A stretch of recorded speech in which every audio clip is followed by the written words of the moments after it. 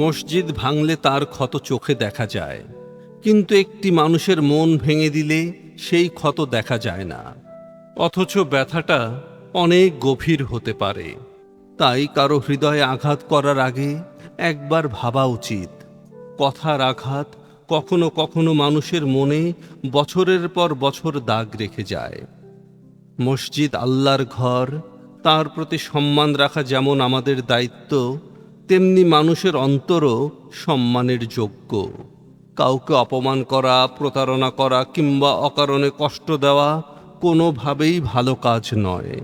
তাই রাগের মুহূর্তে কঠিন কথা না বলে ক্ষমা করতে শিখি। কারণ ভাঙা দেয়াল আবার গড়া যায়, কিন্তু ভেঙে যাওয়া একটি মন জোড়া লাগানো অনেক কঠিন। ভালোবাসাই হোক আমাদের পরিচয়।